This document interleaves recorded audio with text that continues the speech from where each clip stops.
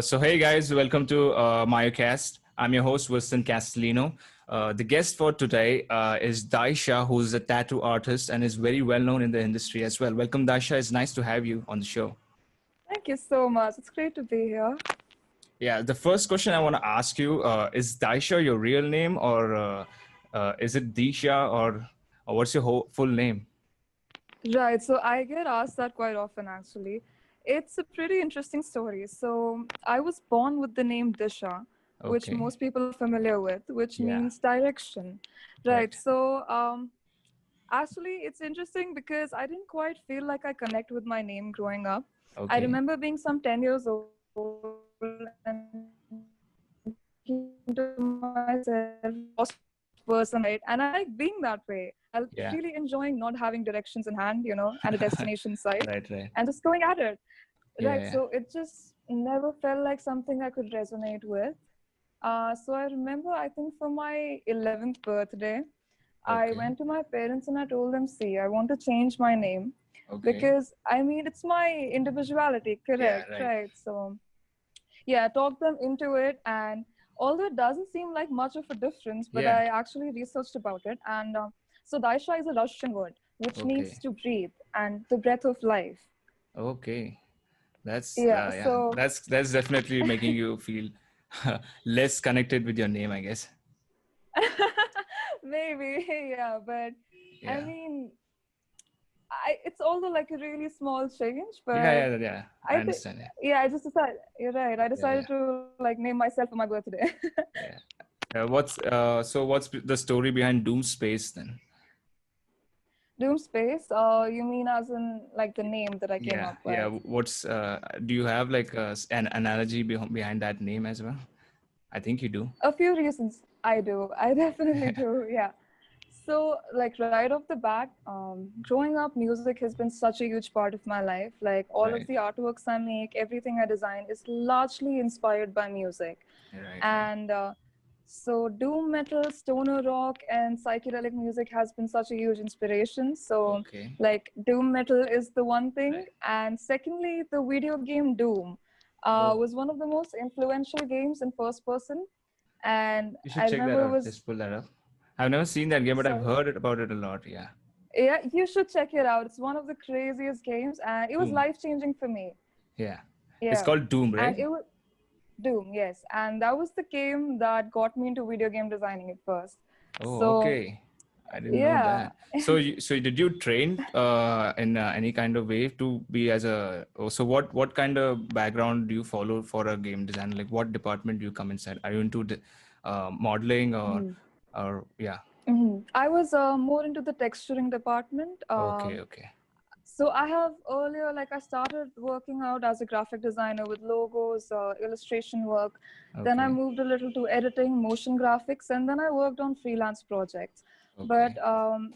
I left video game designing and technical work because there wasn't all that creative freedom that I was looking for, Yeah, yeah. like It's the artistic yeah, expression yeah, that yeah. I needed to let out. It Right, wasn't right, quite possible. right, right, right, right. So yeah, So but for that, yeah, yeah, yeah. Just continue, yeah. continue. Keep saying. Right. So I did like a 1 year course in Mumbai for Okay, this okay. in Maio Institute. Right. Yeah, yeah, I know So about that. That's, I guess, the most famous institute for one exactly. of the gaming Right. Right. modeling. I actually, I was a part of a graphic designing institute as well. It's called Framebox. Have you heard Mhm. about it? Most of the people Oh, who, right. Right. yeah, Of course. Yeah. yeah, yeah. So Yeah. that, yeah, I think so. Did you go through a 1 year course or was it like a degree? So, well, technically, I was going through for this like 2 year course, which included Okay, everything from graphic designing to filmmaking and video game designing. okay, But I never quite got to finish that course because, like, I already started taking up projects here and there, all and right. I was still figuring things out at the time.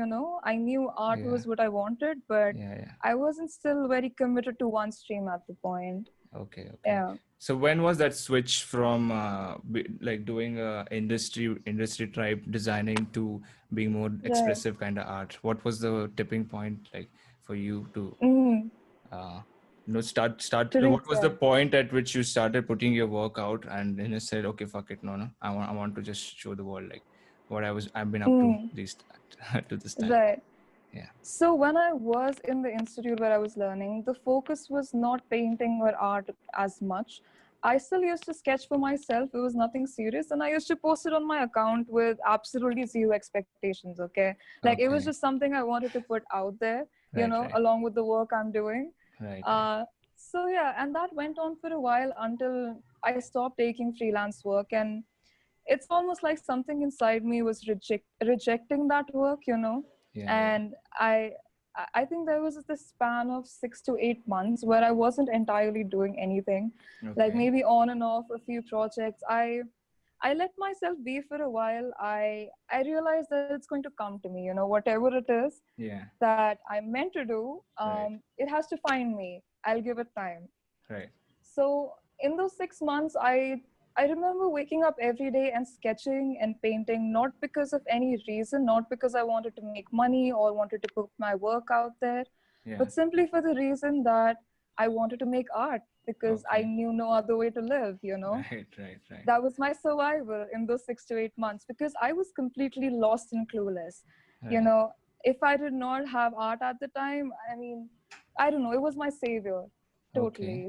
So after a span of those 8 months, I thought to myself that, come on, I need to do something, right? I can't stay in the house all the time and just keep doing this. I need to earn Yeah. money as well.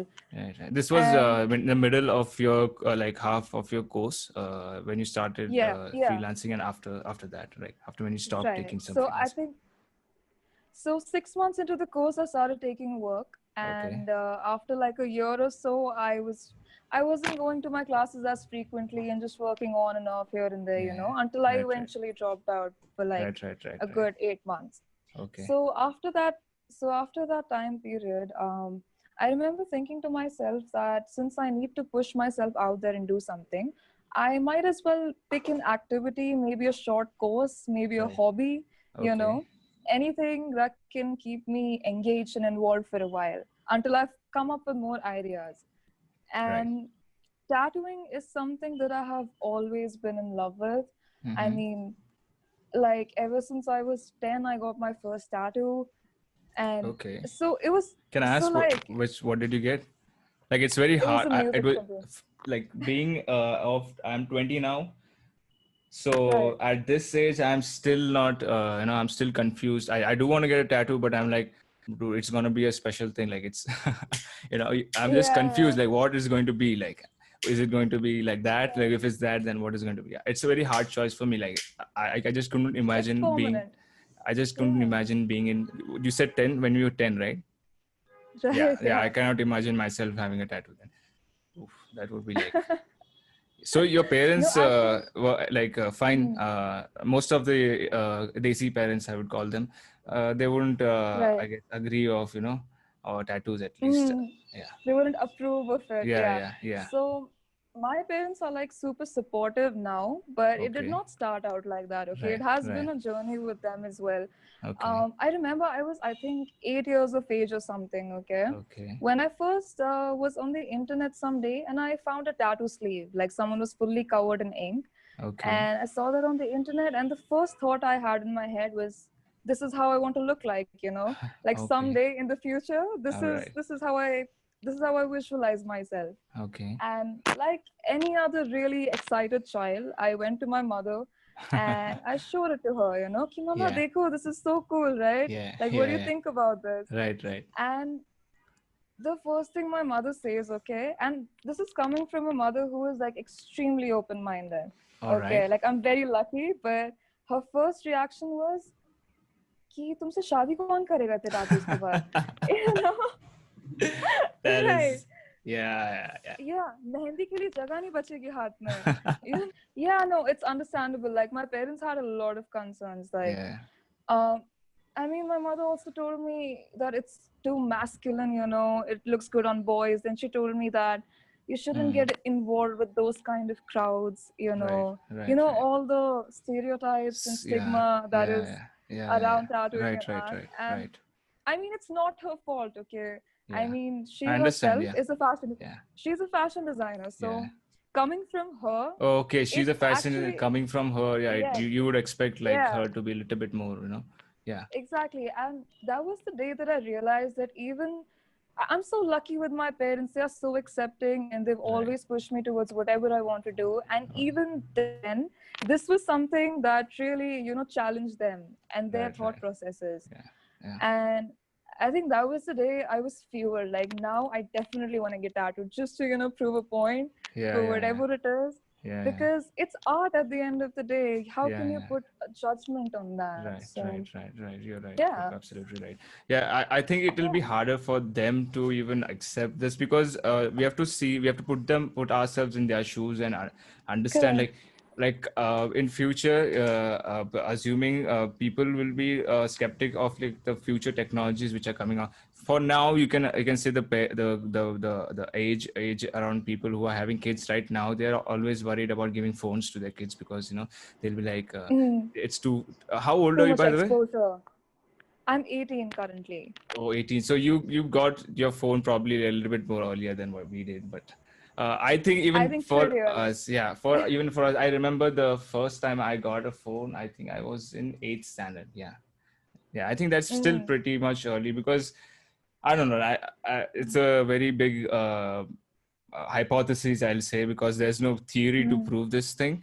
But Mm. coming from a personal experience, I think phones have two sides. We have two sides of coin. Like there is a negative effect as well, and there's a positive effect as well. Mm. Because by giving them Correct. phones, you're basically connecting them. How you discovered art in the sense, like you said, you saw Mm. a person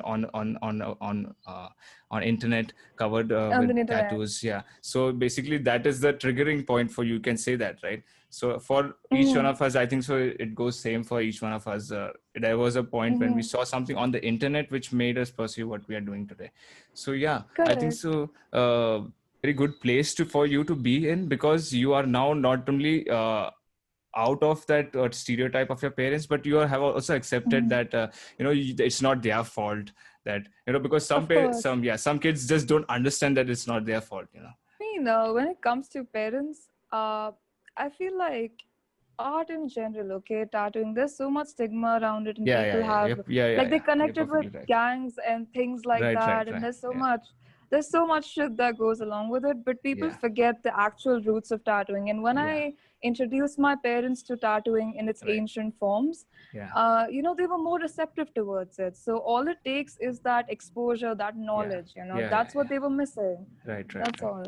Yeah, Yeah. yeah. We have to understand that there's some things you just can't force on your parents, but there's a way you discovered things and you thought being unbiased to Mhm. something. Like it's very hard if you're already taught something and then you have to fight Change your against it. mind. Yeah, yeah, because it's even when Correct. we talk about anything else, like even like how this the stereotypical thing against women as well, how parents Mm. treat women children differently than men, like men can stay out late and all that kind of Mm. stuff. It is all around this stereotypical stigma, whatever you call it. Yeah, right. Right. So you were saying Right. that Correct. your exposure to tattoo started when you were 10. Yeah. So how did you Correct. grow on that on that Mm. direction? Right. So, like I told you, I already knew how I visualize myself in the future. Yeah, It was yeah, fully inked. yeah, yeah. But that happens one step at a time, right? Right. So, um, and of course, tattoos are permanent. I realize that, and it's Yeah, a yeah, big commitment. But yeah. I mentioned this earlier. Music was my first love, okay, Right, and I right, knew right. that is something. It's eternally inside of me. Yeah, yeah. I can. It's a part of me. I So can what kind never of reject music did you it. start listening to? Uh, Green Day, punk, Oh, okay, definitely. yeah, That yeah. was So the you beginning of you it just all. so you went Yeah. that road. So you started with rock and then you slowly got into heavy stuff. Yeah, Yeah, yeah. yeah, Okay. yeah, yeah. So yeah, then I got into grunge, then there was metal, then I had all different phases of the alternative genres. But yeah, Right. that's how it began.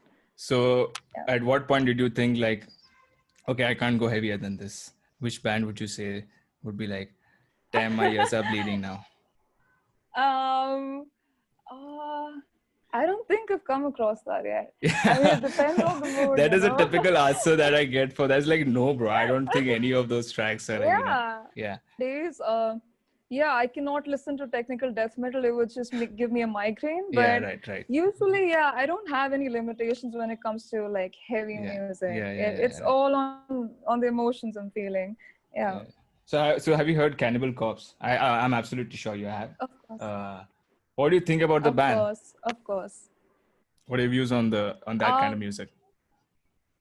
it's actually I started listening to Cannibal Corpse when I was very young. Okay. So I mean, it makes me nostalgic almost. I could say that.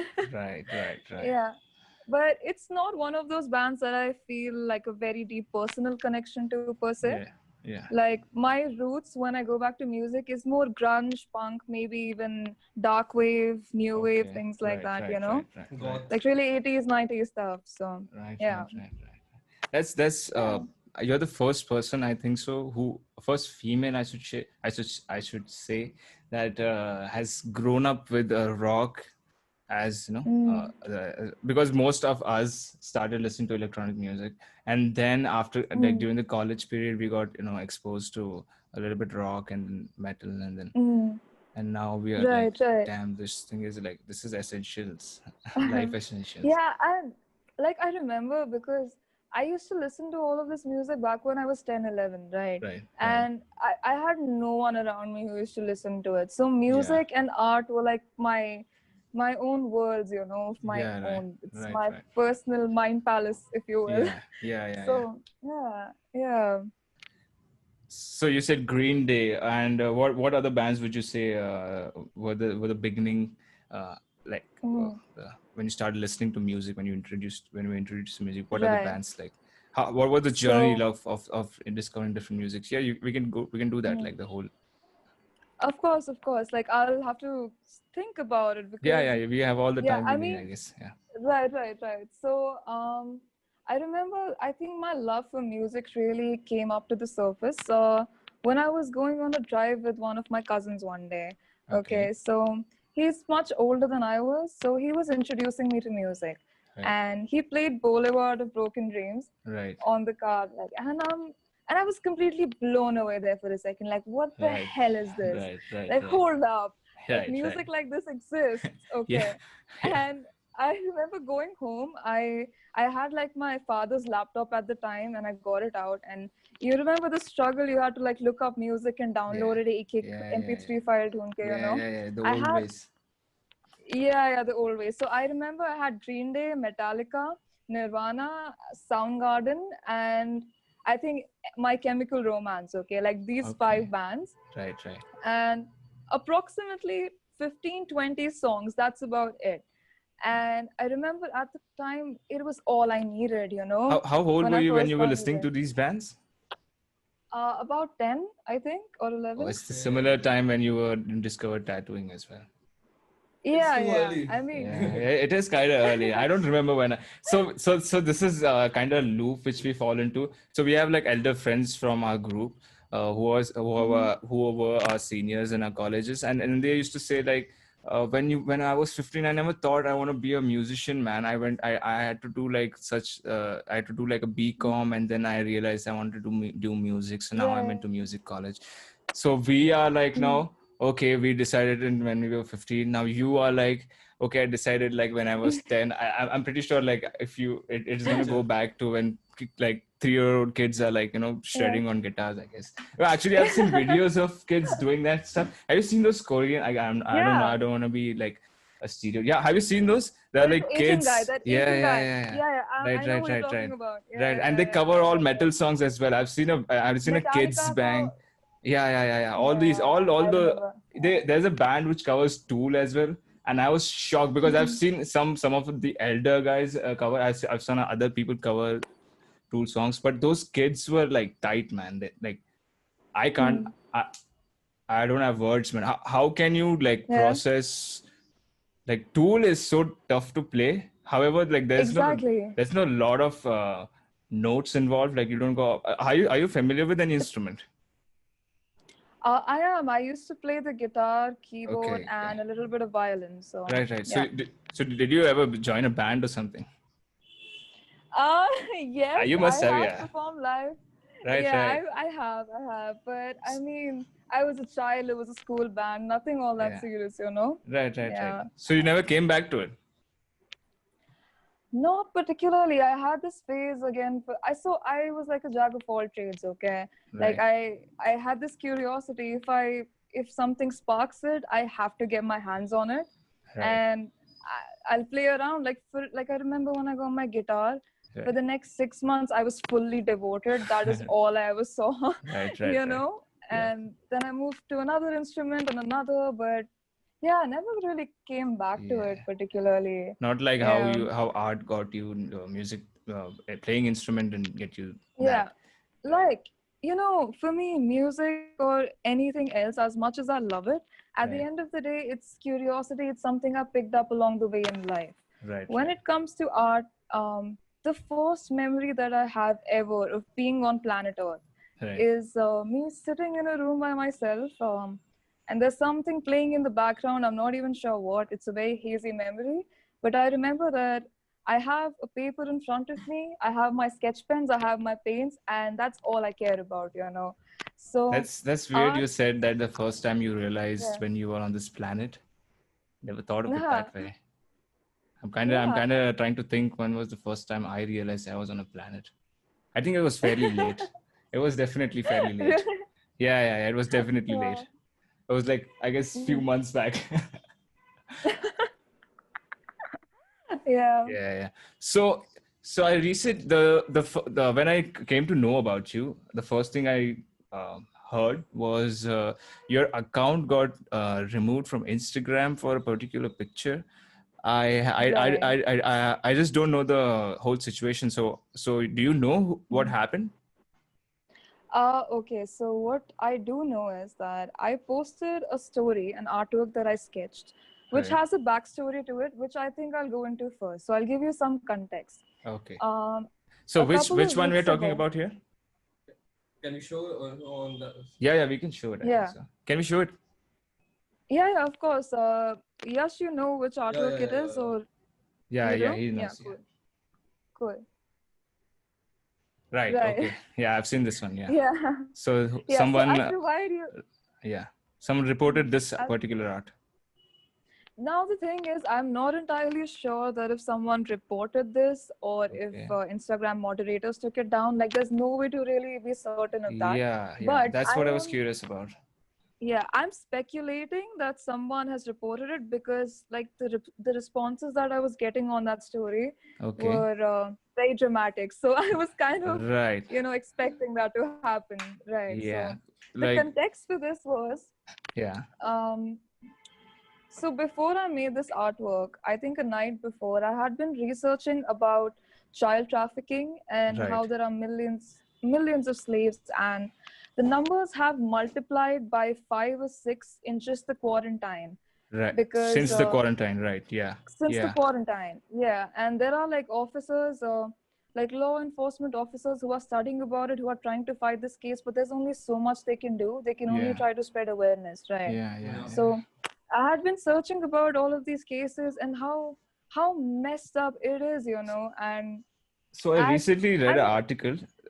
So it Mhm. said that the most number of, like, they did a like a survey kind of thing. I wouldn't say a survey. It was like a Mhm. research paper which said that the most number of kids who get trafficked, like who get sent away by someone, the most of them cases involve the parents itself handing their kids out, Mhm. or one of the parents trying to do, or someone from the family itself, trying They're to, involved. yeah, trying to, is involved Mhm. in this thing. And Mhm. it is so, it's so hard to picture it, like, because Yeah. someone from your family, so you don't, definitely don't know, like, you trust everyone from your family, right? Like, there's nobody in Mhm. the family, I would say it. Okay.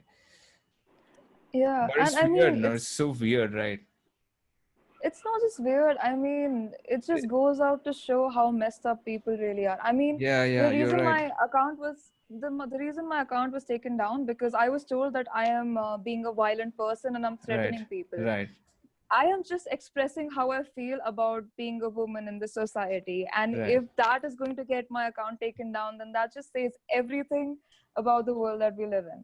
You know, Well, not there just are everything accounts out about the there. world and living, but it says about how these companies, Instagram especially, because they have Mhm. have a record of removing a lot of Definitely. important, and like a lot of important, as well as, I would say, transparent kind of stuff, like the ones who don't deserve to be, removed from the platform itself, because I saw so many of these political ideologists like posting bullshit on their pages, and there's like a lot of bullshit on Instagram. Okay, I kind of like left using Instagram kind of because of that. I was like tired of all the ads and bullshit they were serving to us. But the only reason we do go to these places because we know this is how we're going to connect with a lot of people, right? It is a place for us to. So Instagram kind of there shouldn't be an authority which says what shouldn't be there, what shouldn't be on this. It should be like I don't know. It's an algorithm. I think so. It should be an algorithm which determines the number of people who come across, and you shouldn't be, because a lot of people have their ideas. Okay, I have a particular idea, and mind you have a particular, but these are personal truths. These are not real truths. We cannot object. It's not scientific truth that we are object. So everyone will have their own opinion. Yeah. So you cannot just take everyone's opinion and just ban something. So tomorrow everyone starts hating theory of relativity, so everyone will be like, okay, no, we gotta remove that from there. No, we don't like that. We don't like the curvature of space, so fuck it. We want a flat space. And mysteriously objects again. No, fuck that. It's very sad to also know that. Did you? I want to see what caption did you write on that image. You have the. No, you don't have. Yeah. Do you have? And do you remember what you wrote? I just wrote big mood, okay, and I was being like really ironic about it, and I put no context, so I think that might have been a part of the mistake why it got taken down. Right. Yeah. So you said you got a dramatic response on that post, so would you be like able to share, like if you want to change the context or the words, it's fine. Like, but what was the what kind of replies did you get like on the post? So actually, majority of the replies or something. Or was a few of them were. Okay. A few of them were, yes. Like people were cursing, like a couple of males, but largely people were supportive about it. Some guys were responding with things like "ouch," and wow, like that's really extreme, and it was a little spooky, of course, and that was my intention. I wanted to make something eye-catching that makes people. But if people are getting scared from such sketches, man, what the fuck you saying? Like, just go and just see what is happening in the world, and then come back and tell me that you don't want to ban that instead of fucking like a post which is trying to get, first of all, light to such things, man. It's such sad. Like, oh fuck. And I mean, I'm still, I would say that nobody to decide whether my artwork should be taken down or not. Maybe it was offensive to some people, right? But my point at the end of the day is that there are so many artists doing like figurative studies, for example, nude studies. I know a lot about down all the time. I know a lot about that, because I've seen, like, I used to follow a few pages which used to give I think it's history art, it's called, like an Instagram page. I used to follow them for a long time, and then suddenly like they disappeared, and then they had to make a new account. I've seen like this happening with a lot of Instagram accounts getting pulled down. And meanwhile there's this okay, never mind. So that since then now, so you have made a new account. So what's your plan? Like, are you going to post again all those things? And isn't there like a thing you could do to like say that it's not valid for you to remove my post? Isn't there anything you can do for it, for your old account? I actually did. Yeah. Could you write, like, did you mail? Instagram. Yeah, right. Yeah, I did. And so they told me that the guidelines that I have crossed, the certain ones, violence and threatening, they are not excusable, and they just have to permanently delete the account, and you cannot go back from there. Yeah, I know. So I got it. Probably it's like one of those TV guys, like, oh, sorry, we can't come right now. Yeah, it's like censor board saying, censor. Sorry, basically. Man, we can't just do anything about it. It's just the rules, man. Just the rules. We did not make them. Yeah, we didn't make the rules. We didn't make rules. It's Zuckerberg making the rules. So Instagram says to there's okay. What are we looking at? Hate speech, bullying, and abuse. We remove credible threats of violence, hate speech, and targeting private individuals. We do not allow attacks or abuse based on race, ethnicity, national origin. Yeah, no discrimination. Right. Yeah. So I was saying that someone, could argue in the sense that it is a little bit more sexually strong, but then it is their preference to judge that art in that way. So the what they could do is, rather than reporting the art, what they could do is just unfollow or just like move on, like, just I keep mean, scrolling. even if not that, I mean, I'm that person who is always open to talk about my artwork. Ask me what was going Yeah, inside my head, right, yeah, yeah, or yeah, Like, yeah, right. yeah, right, Yeah, I mean, I will explain it to you. I mean, that's what I was coming to. If it's offensive, it's okay. I mean, I don't yeah, mind that. It's fine offending a few people here and there. But if yeah. you're open to have a conversation, a civil conversation about it, I'll tell you my thought process behind it, Right, right, right. So But art, I think art is one of those things where you do get to have these kind of these arguments like, oh, this is very much expressive or this is very less expressive. very controversial Yeah, and very yeah. controversial. Yeah. So, so I would rather say to these people that, yeah, one of the things you can do, just ask how the artist feels about this art, like why he or she does this kind of artwork. If you don't really like it, then just keep moving on, just keep scrolling. Yeah, just don't Yeah, I hang mean, on to it. if you don't resonate with what I'm Yeah, making art about, you're right, free to move on in life, right? right. I mean, people turn a blind eye to all Yeah, sorts of crimes. yeah, This is this yeah. is just art. It shouldn't be all that Yeah, difficult. yeah. And I think Yeah, some people have this urge to give an opinion to everything. So, yeah, those people are going to be right, there, and like you want it or not, they're going to be there. It is going to be something, right. if not like this reporting something, It's it will be something inevitable. else. Yeah, it's inevitable. Yeah, that's what I'm trying to say. Correct. Exactly.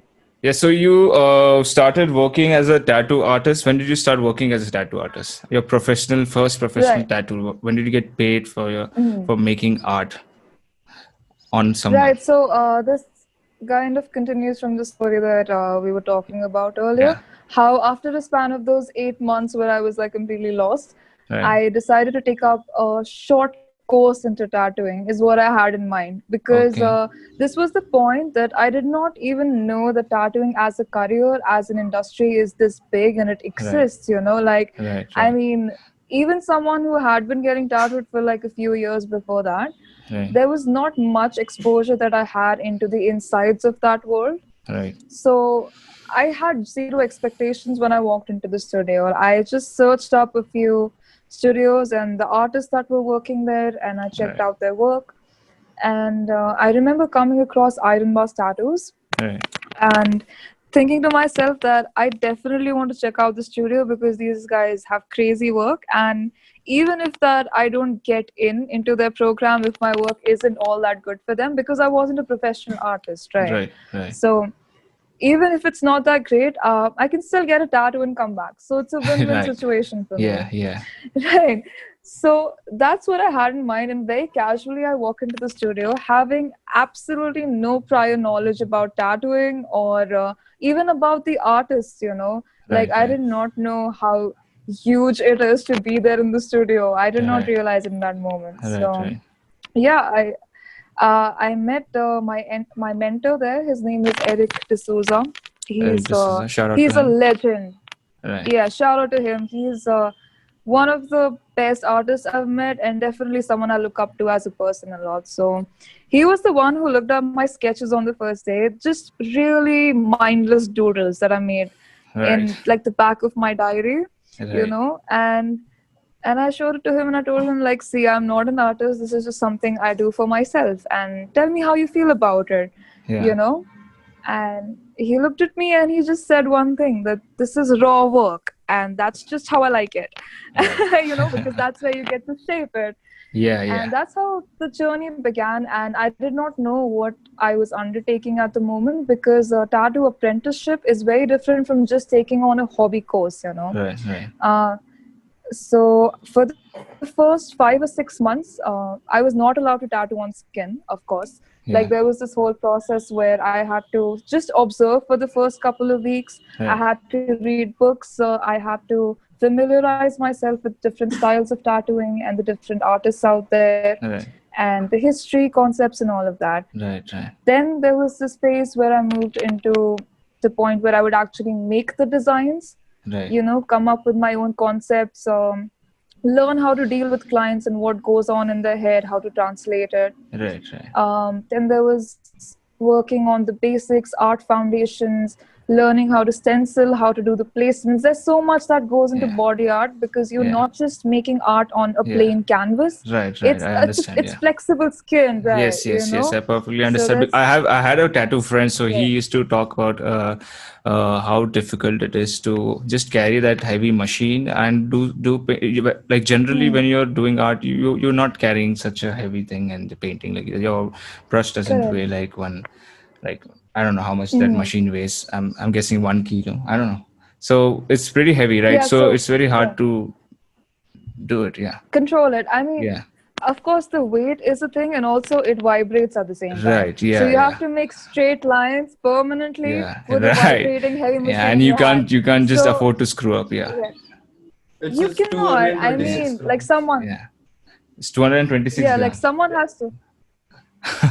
Okay. I My mean, boy here pulled that's it up. an approximate. Yeah, I think so. It will vary on the machine. I think so. Yeah, Yeah, but I think that's an approx. definitely. Still, that's pretty Yeah, heavy. but like, mm, yeah, I mean, at the Definitely end of heavy the day, than it's I not guess a just that. pen. Yeah. As you were saying. Of course, of course.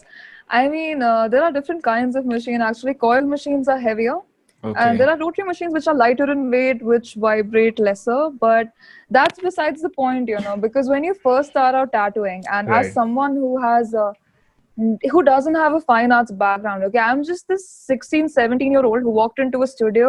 I was Right. not even legal enough to get tattooed without, a parent or a guardian there. Right. Are there And such rules? Are there yeah, rules that there you're are, not get? there are. Oh shit! I didn't know that. So you Yeah. can't. So you need oh, to okay. like, Right. So you were with your parents when you did it when you were 10. Right. I assume. yeah. I like you need to get like papers signed. You need to have the consent of an adult there with you. Oh, You cannot get it without it. It's Okay. illegal, pretty much. All right. Yeah. Right. So there was this phase where I had to learn all of these things. I had to learn the hygiene protocols, and there are a lot of them, of course. Well, what are And those? eventually, I then hygiene protocols. So we have to be very careful of not infecting people because one mistake, a little bit of cross contamination, Yeah. and you could possibly infect someone with a fatal disease. So So what you kind of have to be processes do you follow, like to avoid such infections?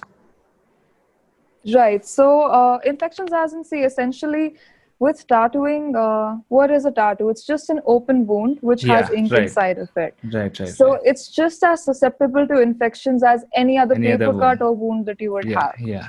Any other wound. Right. Right. Now, the challenge here is that since it is an artwork, you want it to look just as good once it's healed. Right. And Yeah. if there are too many infections or complications, first of all, then not only your health is at risk, but of course also the design, Yeah. both of that. Right.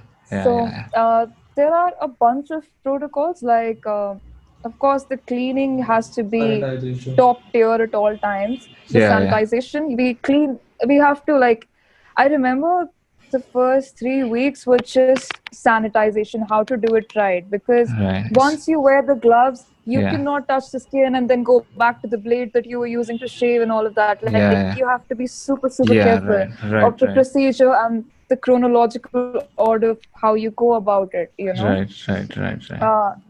So once that bit was done, I moved to tattooing synthetic skin and Okay. practicing on that. All And right. then there is this initiation process for every tattoo artist where they tattoo themselves. Because before you fuck up Okay. on anyone else, you got to fuck up on yourself. So how did you do it? Like, I you did it do on it? my leg. Oh, okay. Could you? Yeah. Oh, yeah. It will be hard for you to show it, I guess. But yeah, we could maybe It check it will out be, it sometime will like be. that. So I you had would to do it without anyone's help, just by yourself. just by myself, yeah. So I designed, I made the design from scratch, something that I connect to personally. Okay. And then I stenciled it out. I applied it on my leg, and yeah, I think it took about 3 hours to get done Okay. with the tattoo. So you were But yeah, happy? You so happy with the result? pretty happy. I was actually pleasantly surprised. Okay. Yeah, Right. but yeah. So after that, I think after a month or two, I started taking proper appointments and charging people. But Right. of course, not a lot because as an apprentice, your your goal is to, just the idea that people are trusting you with their skin, Yes, is more than enough yeah, it's in the perfectly understand. beginning, Right. especially. So Yeah. that was not like, money wasn't essentially my concern for the longest time, to be Right. honest Right. with you. It was Okay. more Okay. about the amount of work that I get to do and how many challenging pieces I can play around with, and How many skins what all can I you get to touch? I experiment. guess that's you can put it. So you can hear me, right? Yeah, Yes. perfectly. Yeah. So we were talking about your experience in tattooing. So you never kept a count of how many tattoos you have done so far. Right, but I would say actually how I did not keep it, but the count definitely would not have been as much as I would have liked it to be, Okay. because like when I really got into my element, that's when the whole COVID situation Question began, started. Right. Right. and yeah, So you were working right. with some So since then, studio before the I lockdown. was working with Oh, Iron Bus okay. Okay. tattoos. Right. Right. Right. Right. Right, right. So they have any plans to reopen anytime soon? So they have actually reopened, but they are currently only taking the very important Right. appointments that they kind of have to fulfill, and the Right. sessions that Right. Right. they Limited like stuff. to kept their Limited point. stuff. Very limited stuff. Yeah, Right, yeah. right. So yeah. Meanwhile, what you've been up to, other than doodling? Oh no, Mm. I shouldn't say other than doodling. Other than tattooing, you've definitely been doodling, I guess, Yeah. today. Right. So, I mean, I've seen this quarantine as an opportunity, honestly, because Right. when I'm out there tattooing and I'm working, like 12 to 13 hours a day, I'm in the studio, sometimes more, but Yeah. I don't get the time and the quality time that I need to come up with the kind of artworks that I want to work on. So Right. this Right. quarantine has been like this golden opportunity to just build up my portfolio. So Right. once all of this is over, I can go out there and, Yeah. just get back at it. Yeah. Like Right. Right. completely get back at Make it. that Yeah. count a very large one. Yes, definitely. Yeah, So let's talk about some of your artworks. Yash has pulled some of them over here. definitely.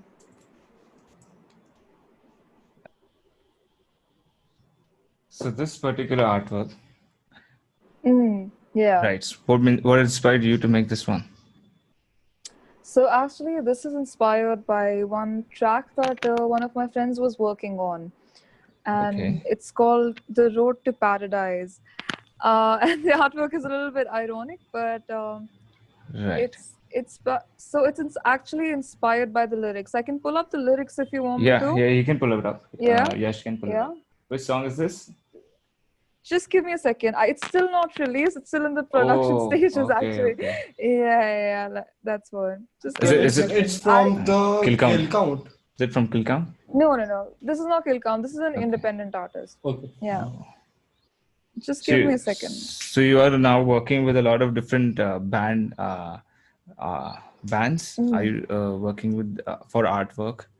Right. So since I've not been tattooing, I've like been focusing on taking freelance works on album covers, Right. Right. for different artists, bands, stuff like that, even Yeah. logo work and things like that. I Yeah. Right. usually Right. don't work on it, but since Yeah. the quarantine, Yeah. yeah, Yeah. You that's need what to has adapt. been Yeah. definitely yes. Yeah. So you're going to Just a second. pull up the lyrics. Yeah. Well, we can show the second till the. Mhm. Right. So a part of the lyrics, it starts with wondering why roads to the heaven are filled with thorns on the way. Paradise isn't what you expect. It's built on the lies of the privileged. And this is the part where you can see a halo of thorns over the girl's head. Right. You know, Yeah. Yeah. it's a halo as paradise is supposed to be, but it's prickly. Definitely far more I prickly. I understand. think I that's what understand. I've. It is a very good Right. uh, Uh, analogy of how the mm. sense of heaven is been represented in our Twisted and morphed. society. It's been morphed. Yeah. Yeah, Yeah. Right. Right. definitely. Yeah. Right. And another part of this says that all the ways to cope and tightening the ropes, cruel smiles are your allies. So the woman that you see there with the cruel Right. smile, a Right. wicked Right. smile, Right. She is actually an ally. She is guiding the way to this twisted paradise that we're talking about in this context, you Right. know. Right.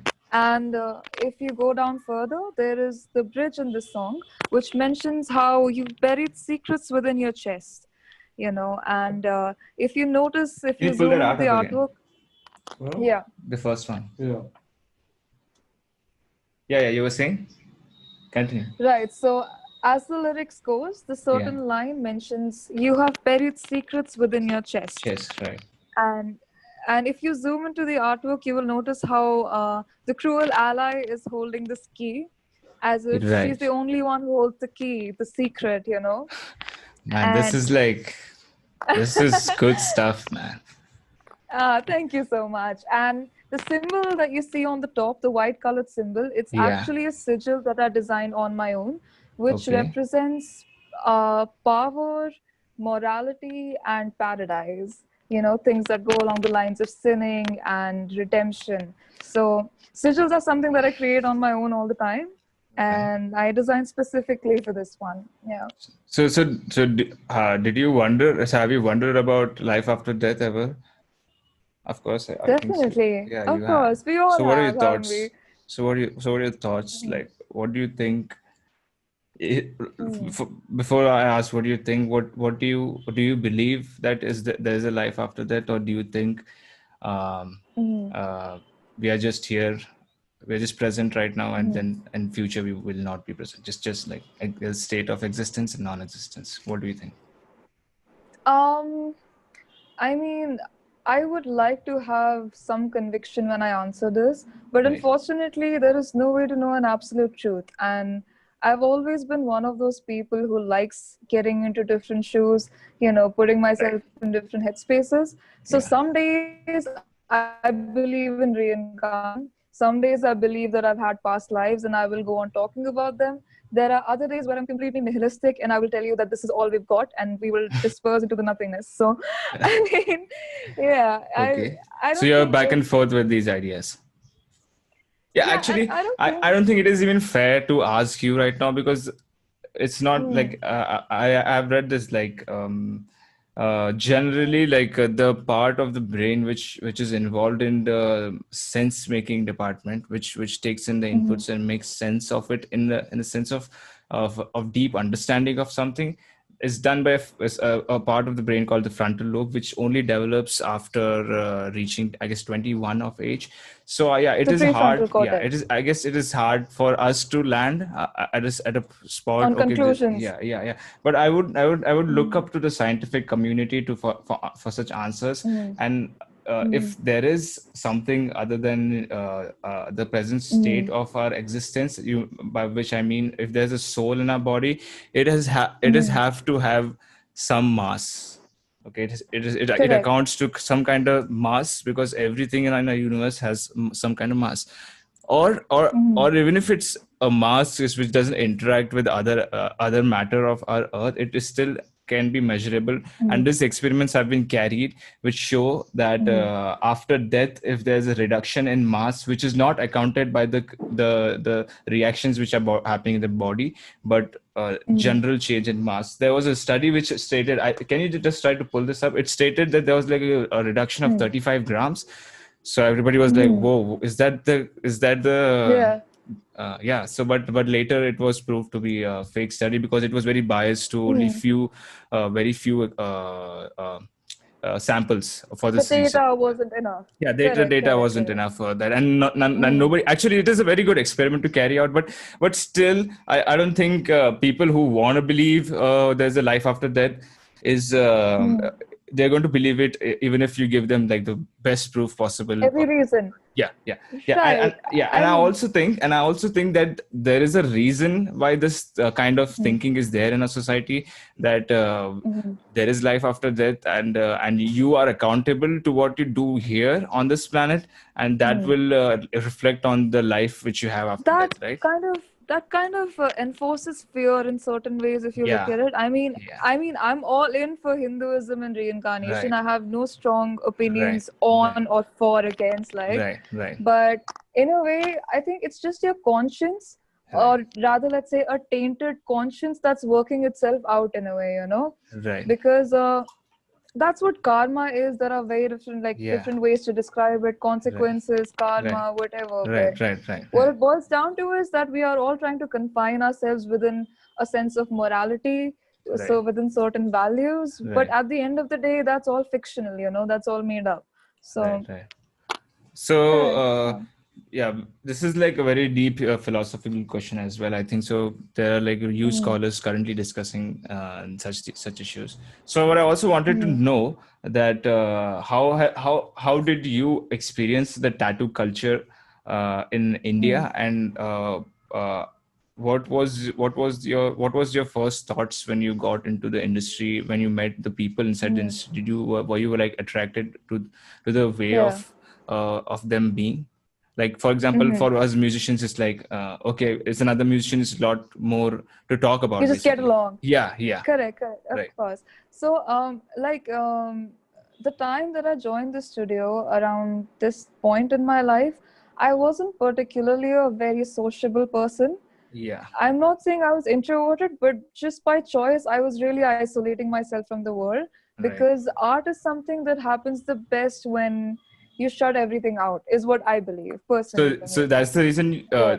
is that's the reason Yeah. you used to do that, or uh was it That's like, the reason I used to do it. okay, so you were Yeah. aware of I this mean, while you were in tattoo college, or tattoo course, yeah, your so tattoo course? yeah, I mean, this is Yeah. before that, okay? So, Okay. and I mean, I also always struggled with like a sense of belonging in this world. I found Right. amazing people, great people, people I connect with a lot, Right. but I've never particularly entered a place and thought to myself that, you know what, this is where I'd actually like to spend a lot of my time, like be Right. here and learn about this place. Right.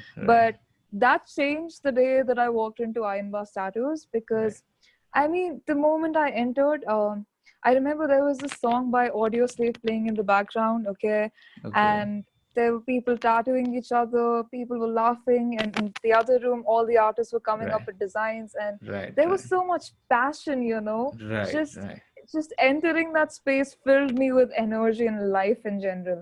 So Yeah, I understand that that. was very exceptional for me, especially Right. someone like me who gets drained in very crowded places and things like that. So Yeah. definitely entering the tattoo studio for the first time and living it firsthand was life-changing, to say the least, honestly. Okay, yeah, that's a big Yeah, statement, to be honest. Yeah, because definitely, there are only very few things that happen in our life which are life changing.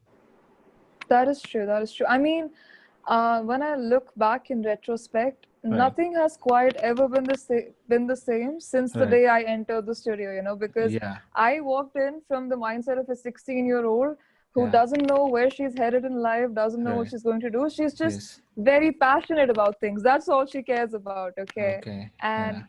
and and so much molding, so much shaping up happened along the way, which I did not even realize. Right. And yeah, it was profound, definitely Yeah. very profound. And just the way that people are, because when you are in an environment where, like, for example, I spent about 6 to 7 years in Allahabad, because that's Okay. where my family is from. Right. And here there is not much art, not people, like, people Yeah. don't have that sort of Yeah, exposure. I have a friend. I have a uh, friend from Allahabad. Yeah, he talks about the place a lot. Yeah, he says that the right. place is not a place he would want to be.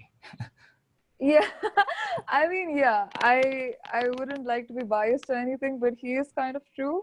Uh, like, he's right. So I was saying that so I shifted from Delhi to Allahabad. So the exposure and the dynamics, suddenly they were completely flipped around, because in Allahabad there is not, I mean, tattooing isn't a thing here. The kind of music I was into, anything that I was truly interested in, I could not find like-minded people here. Right. So, and this was in very crucial years of my life, say around the ages of 8 to 14 or something. That is Yeah. when you're truly seeking out and building connections in life. Right. And at this point, I felt really devoid of that, because whatever things that I was into and interested about, it's almost like nobody was on the same wavelength. Yeah. And it took me a long time, but like when I found the tattooing industry, it felt like this is what I had been looking for all along, you know, this kind of understanding, the open-mindedness, you Right. know, the openness to creativity, experience, and things like that. Right. So yeah. So you haven't been traveling after being professionally. I think there's a certification of. I guess your college probably gave you a certification. So after being certified, you haven't been able to travel and explore different places. So do you think there are different styles around our country, different styles of or other genres of tattoo, which you can categorize into? Definitely. Yeah. Could you like to talk about it? Of course, I would love to. Right. Actually, the history of tattooing in India is so rich. It is, I mean, if you go state by state, I could tell you so many different art styles, but what it boils down to is that in India, art has always been seen as a healing modality, you know, Right. uh, as even a symbol of royalty at times. Right. Like, for instance, in Gujarat, in tribes in Kutch, Okay. there are only women who are allowed to tattoo. Like, men do not hold those positions of tattoo artists because it's supposed to be something that is led by the females. It's a feminine thing to make art and to brand someone else, you know. It's actually not everyone is allowed to get there. It's I that didn't know way. about that. So That's new to me. So there are yeah, like, is that professional tattooing, or is it like a cultural thing over there? it's a cultural thing. Like, the tribes there have been practicing these art forms for years and years on end, you know. Right. And for that matter, I actually have a piece by this artist called Beverly. Okay. And she specializes in tattooing art that is a mix of European traditional ancient art and Okay. Kutch traditional art. So she Oh. kind of fuses the two together and makes her own style. And I actually have gotten inked by her. I'm not sure if Oh, it's kind of yeah. I'm visible able to here. see. Yeah. Okay. Yeah, Yeah, that's great. yeah, All right. It's like yeah. it wraps So around your wrist as well. I mean, that must be it hard does. to So tattoo. How it much is. hours it take? How many hours this one took? This one, okay. So Yeah. this particular piece took, I think, a total of 7 to 8 hours with one break. Wow. Yeah, With one it break, was that real is a bad. long time. I That's mean, and you like have to this be is still yeah. the whole time. I have to be still, of course. And I mean, this was swollen for 1 week after getting tattooed, and it was bleeding Okay. constantly. Like, the plasma was oozing out for 3 days straight. This Oh, was, I think, one of the most painful tattoos I've gotten, and that is largely because of the history. So there are more streams actually, but for the sake of this conversation, right. there is this one realistic and aesthetic tattooing where you focus on the skill, where you focus on the aesthetic appeal, you focus on the neatness, the tidiness of the design, Right. and so on, the dexterity of it. Right. And then the other style is traditional, which is ancient tattooing, whether it's from European culture, whether it's from Indian culture, or wherever, whichever part of the world. Right. Right. But with traditional tattooing, the goal is not entirely to achieve perfection Right. in the strokes as such, but more than that, it's about the momentum. Every stroke is pulled at once. There is Okay. no building up of the strokes. There is no. It's far more hardcore, you know. All in all, Okay. So they use kind of it. different tools Hmm. in the Kutch area, the traditional way of tattooing. Traditionally, yes. So traditionally, a lot of people do hand poke, stick and poke tattoos. You may have heard of them before. Yeah. Yeah, but like usually artists these days who are inspired by traditional work, they use The machines. Some of machines, them right? prefer to go Okay. old school, Yeah. but it's really up to the artist these So days. it's not a There's little no. bit there's no things as such, like it's very difficult to do the same kind of work with a machine instead of those traditional tools, or vice Actually, versa. I think machine is easier because Easier. technology definitely Right. makes Yeah. life easier. Yeah. Right, because every minute there are like hundreds of Hundreds of, hits that the yeah. needle I've seen is that giving you, video but in slow motion. Yeah, it is right, just right. a little bit cringy. I got a little bit cringy after looking at, like, it's just wounds in Now, your skin. yeah. Now imagine this, like if someone is doing it manually with the Yeah, stick and poke, that they're would doing be it slow. that yeah, I mean that's far slower, that's far more painstaking honestly, because every single hit is done by hand, and Yeah. the machine would take half the time honestly. Right. Yeah. So So it's more difficult, but Yeah, I've seen like some African tribal groups which do tattooing in these particular traditional manners where they hit with needles very fast right. and they make those. Yeah, those are not So really in perfect, yeah, but I guess you said it's about the momentum of the art. exactly, like for example, MS Hussain, okay, like Right. his artworks, most people who are not artists or who are not into art would not Yeah. understand why it's so expensive, right? Yeah, But right. if you ever carefully look at his artwork, it's sold for the momentum of the strokes, the intensity, the power that each stroke has. Because this Okay. guy will take like a brush and he will spread it across the canvas, which is not an easy thing to do, Right. right? Like It's it very hard looks to very control. easy, very hard to control. Right. So at the end of the day, traditional tattooing follows that. The idea is to be as raw and as real as you can with every Yeah. stroke and not perfect in Okay, any okay. way. You could Yeah. probably like do this juxtapose where you can say it's like doing a live jam session in music. That would be the traditional way of doing things, and it would Right. the other would be And then like, the recorded yeah, in version. parts, and then arrange it, and then do a Studio stencil. recorded version. Yeah, Yes. right. Yeah, Yeah. yeah. That's a good. Exactly. Yeah. You could say that. Yeah, there are these fusions of these different cultures globally as well. You said like there's this European versus this Kutch. There are any other types of these forms of art. Can we pull some of these out? Definitely. Yeah. You can actually look up the artist who did my work. She Yeah. has lovely work. Yeah. What should we write? Should I text Yash the Yeah, name? yeah. Just WhatsApp. text The it to handle. Yash. Yeah, he'll pull it up. Yeah. 1 second.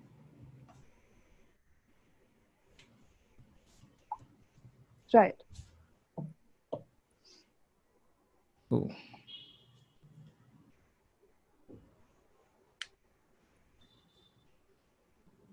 So you can check it on WhatsApp. Yeah, we got it. He's pulling it up. Cool. So, when was your first psychedelic trip? My We're first trip. jumping in there. My first trip, I think I was, I don't know, 14ish something. It was Wow. with, yeah. That's something. Yeah. Did you know Mike Tyson tripped when he was 10 years old? You know Mike Tyson, Oh, I guess. seriously? Yeah. Yeah, of course I know. He's Yeah. crazy. He's Yeah. crazy, yeah. But this is crazy Yeah. as well. 14 and I don't know, like. So how did you come to know about psychedelics, and what was your thought process before doing? Because certainly for me, I was shit scared, and I thought it multiple times. I even got I avoided the opportunity when I had one. I was like, okay, fine. At the end, last moment, I was like, okay, I'm sorry, bro. I'm not like, I'm out. Yeah, like you So chickened was it out, like that? basically. Yeah. I chickened out basically. Yeah. Yeah, So basically. how was it for you? For me, okay, so I actually did a lot of prior research before I ever did any psychedelics. Right. I wanted to make sure what I'm getting myself Of into. course, I yeah, would yeah. read all these trip reports and everything. I made sure that I have a good source. And, Right, that is very important. That is the most important very thing important. before tripping. Yeah. Yeah. So what? Well, Right, okay, we we have have Bebe's work here. Biva Yeah. tattoo here. Yeah, we're checking Bebe that out tattoo, right yeah, now. Beverly. Yeah. Wow, She's a lovely work, man. person, so yeah. So there are these. I always used to wonder, like, so what do you do? Like, do you do multiple layers of tattooing when you're trying to do a darker shade than a lighter shade? Because it is, or is it a different kind of ink or something? Because multiple layers would be a task, right? Like going So again on the you're same skin. talking about I'm talking about the one with the thigh. Just could you dimensions. scroll up a little bit? Yeah. The one in the middle, the second one. Yeah, that one. So This you one, see right. there are these layers of darkness. So the upper layer is very dark. So what you're talking about is basically how to achieve the dimensions and the different tonal values. Yeah, how to in basically get color. the gradient Correct. from a light to a darker shade. Right. So to have that variety in tones and shades in terms of gradients. Yeah. There are different different ways to go about it. It depends on the artist, but it actually follows a very similar rule to painting. Like if you've used watercolors ever in your life, even as a child, Yeah. you'd know, So like if you take one just color. imagine that we are very much amateurs. We don't know, like for me and for the viewers as Right. well, that we are just assume that we are like very babies in this.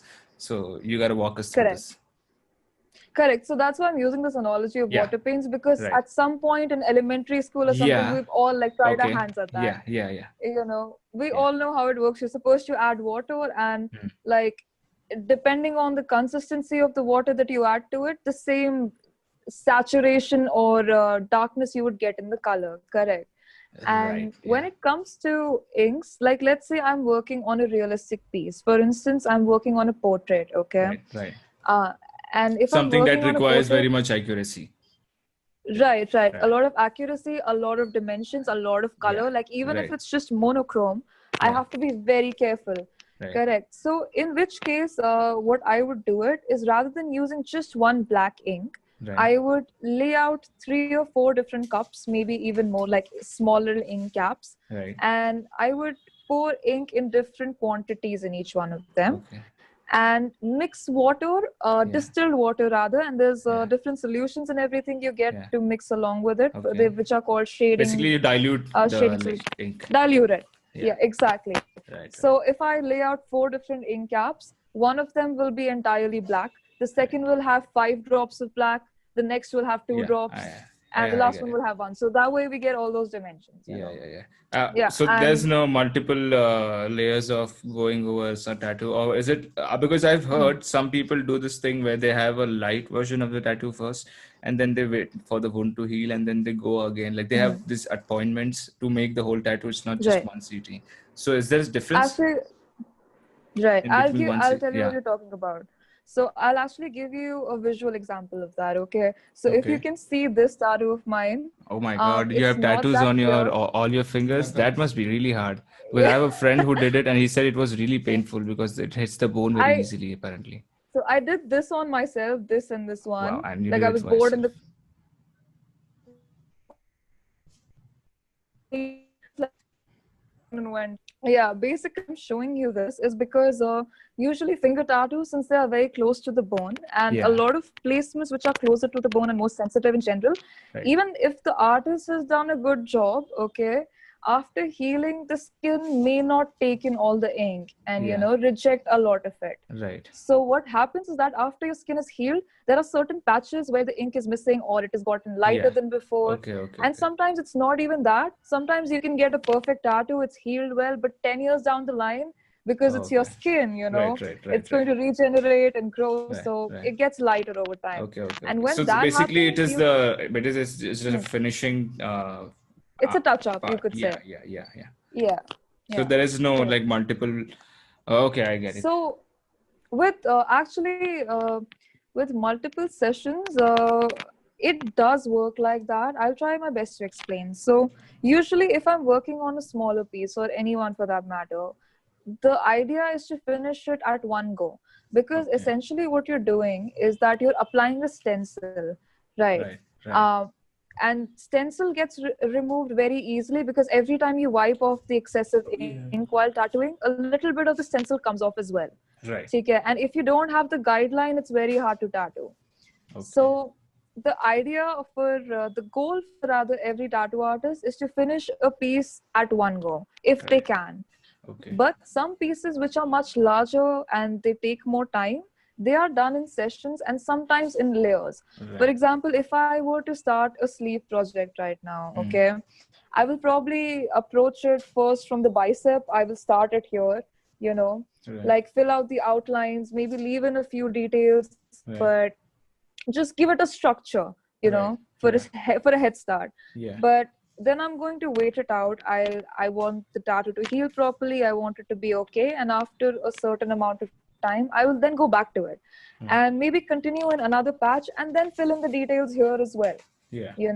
Okay. So projects which are much longer, sometimes they do require layering and constant reworking, Right. but it's not always the case. It's actually much rarer, you know. Yeah. Okay, I understood. Yeah.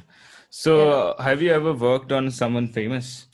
Like you have, like someone Someone important or famous. famous, or it was a very, Uh, it was a big deal for you to work on. Like it was a big deal to mm, make this tattoo, right? uh, I mean, I don't think I can point out any certain person just because they're famous or for that reason. Oh, okay. But like, I feel like every tattoo I do is a It's big deal like, to me because right. it's, you would think that after doing 5 or 6 you'll get over it and it becomes a normal thing. Yeah. I don't think it ever did for me, because Okay. every time someone comes to me and says that I want your art on my body till the day I fucking die, like I will carry that to my grave, Right. that's always an honor, you know. Big deal. Like Yeah. I'm always excited Understood. about that. Yeah. I Yeah, understood.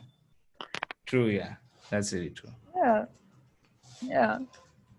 So yeah, we were talking about your first psychedelic trip. Yes. You did a lot of research before doing it. So does Mm, most of us. What was the mm. amount of dosage? Do you know about the dosage you took? And what was your Yes, experience? Did so you the do it paper. alone? Right. So it was actually with a friend of mine. We both had never done any psychedelics before, and we started off with LSD. Mm-hmm. Like, we wanted to start off with shrooms because organic, but Yeah, that right. never worked out. Right. Works So out, yeah. we were both 14 at the time, okay, and I had been smoking up for a while at this point, Right. Okay. and I knew I was ready. Like, officially, I know I can take it. Practically, logically, I know I was ready to do it. So And what the kind of idea. rumors did you hear? Uh, Hmm. like what? There must be something. Like for me, people used to say, "Oh, it's just gonna be like something like you never Hmm. seen before. It's like this and that." It's going It's to be very profound. I yeah, had like heard about euphoric. all these, yeah, ego death experiences and things like Yeah, that, you I don't think know. acid can make Yeah, you do that. Like ego death yeah, experience, you need to yeah. have like a very big Hmm. dose for that. A very big dose for that. And Yeah, but people say all kinds of things, and I mean, besides, psychedelics affect differently for everyone. For yeah, me, it definitely. was actually funny Yeah, because I was a little skeptical. I was a little scared because I am naturally a more careful person. You know, I like to plan things out prior. right. So I wanted to go slow. I thought you can never go wrong with microdosing, and I can always, increase the dosage as we Yeah, go along. yeah. So I think it was a 200 mg paper, and I took a Okay, quarter from that. right. Not Yeah. exactly microdosing, but it was. Yeah, I think not it was a exactly, but decent start. yeah. So how? But it So was a how decent did you start. feel it? Feel like it, or you wouldn't know certainly like how would it feel? Nothing. Yeah. So Nothing. how I did not feel you didn't shit. feel? Okay. Yeah. So I think 3 hours in, so my friend who was there with me, she was supposed to trip sit me. Okay, Yeah. that in case something goes wrong, she's there with me. She wasn't She taking anything. wasn't. Okay. She wasn't taking anything. She was just supposed to take care of me and cater to me. All Right. right. But Right. after like 2, 3 hours, I was really pissed because we were smoking up along with that. And Yeah. I just told her, dude, it's been 2 hours. By now, I should feel something, Right. you know? Right. We've been there. Yeah. And yeah, we've all been there. Yeah. So I was waiting. I was looking it up on the internet. Ki 2 ghante ho gaye, 2.5 ghante ho gaye. Just the anticipation, the momentum was increasing, and nothing fucking happened. Yeah. So I lost my shit, and I looked at my friend and I said, "Dude, I don't know if it's just me. Maybe there's something wrong with the paper, so you should try it as well." You know. So So you and your friend, like two of you guys were tripping then, and the other person yeah, also didn't feel shit. yeah. So she took a quarter, okay? Okay. And I only wanted her to take it because she was supposed to be my trip sitter, but I wasn't even sure if this was legitimate. Right. Okay. So I just wanted to cross check. So I said, Ki tu bhi le le, we'll see where this goes, okay? Because it's nothing that I can't handle. Right. So she took quarter and I took the rest of the paper as well because I So knew I you could didn't take do a more of quarter, it. so you did a 3/4 basically.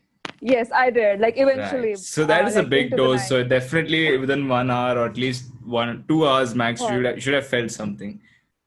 हाँ, so Clearly you उसके didn't. बाद after an hour, no, after an hour, Okay. after we took like this, like I took the dosage, okay, again. Okay. The thing is, the acid was so smooth, and since I had no experience previously, I had nothing to measure it with, I Right. wouldn't Understood. know that it has kicked in. Yeah. Right. So, but ऐसे 2 घंटे बाद, me and my friend, we both looked at each other, and at the same time we said, let's go out and do something. कि anything, like Right. literally anything. और सुबह के 3:30 बज रहे हैं, ठीक है, हम लोग अंधेरी स्टेशन के पास है, which is not a safe area to be in, Yeah. especially for two 14-year-old girls who are on Right. acid. Okay. Right. And I mean, and at this point, we still think that we are completely sober. That is why we actually went ahead with it. Right. Because we were like, हाँ देख लेंगे क्या होता है. Right. And after I think walking downstairs and just walking around the roads for half an hour, we started to feel paranoia set in because there were all these people around, you know, and it was just really creepy. So my first acid trip wasn't all that great until we came back into the room, and that's when I had slight visuals, but I would still say that my first acid trip wasn't that significant for me. You know, it wasn't where I fully experienced the potential of acid. It was 2 trips after that. So I was this is like a whole different trip. I was kind of misdiagnosed with certain mental illnesses, and I was put on medication I was never supposed to be on. Damn, and that that was is sad. very heavy. That's a bummer. Like steroids Oh, and like shit steroids like and that. shit. Like, Yeah, yeah, it was what real kind of bad. mental And disorder did they diagnose you with? Schizophrenia. And Oh, that's a big yeah, one. How so can you misdiagnose someone with schizophrenia, man? Are you kidding actually, me? Just pull up the yeah, symptoms of schizophrenia. I just want to see. Like, I forgot what are the symptoms. and this is not even the worst part. Okay, before I was diagnosed with that, I was diagnosed with like untreatable epilepsy. That is why I was put on steroids, because the doctors had no idea what So, was did you happening get to any? me. Did you get any events? Sorry. Did you get any epilepsy events? Like, did you have any events? So I used to have panic attacks, but they were so extreme that the doctors couldn't quite understand and figure out what it is. And I was in Allahabad at the time, and the doctors here, majority of them don't know what they're doing, to be very honest with you. Like, I don't mean to demean anyone's profession, but from my experience, yeah, clearly they are not qualified to be doctors if you're misdiagnosing someone with schizophrenia. Okay, so when were you? How old were you when you said you had this panic attacks? I started having panic attacks at a really young age. I was 9 years old or something. Yeah. So you were talking about having these panic attacks when you were young, and the sense of not knowing how to breathe, and you also had like oxygen supplies and everything with you. So so it was like it was very strange. It was very strange growing up like that, you know, because at the ages that I was supposed to be attending school and, you know, giving my exams and doing things like that, I was stuck at home, completely tied down with medication, constant therapies. Like, it was really bad, actually. And the reason I talk about this is because, again, stigma. There's still so much mental health stigma going around. And like, the misdiagnosis was so fucking stupid, honestly, because schizophrenia is basically about having delusions. It's categorized by hallucinations. If you look it up in the DSM, which is the just look up the Diagnostic symptoms Manual. Right. Right. It's already on here. Right. So if you can pull them up. Basically, the main thing about schizophrenia is the hallucinations, visual and auditory both. Right. And for me, the reason I was diagnosed with that is because ever since I was a child, I had this very overactive imagination, and I was very engrossed in my dream worlds. And I don't think there's anything wrong with that. If anything, it's essential to be a little inclined towards that as an artist, you know. Right. But of course, the environment that I grew up in, and it was just not understood. It was not taken well. Did you remember what were the causes? Were there any causes? I'm not forcing you to remember these. If you don't wish to, then you it's okay. Yeah, but do you remember anything driving you to these states of panic as a child? Was anyone else involved or something like driving you to this state? Right. I mean, it's only a natural question to ask. That's completely fine. Right. So it is a little bit difficult to discuss as well, because you know, after all, it is kind of, I don't personal. know. Yeah, it is a personal thing. Personal.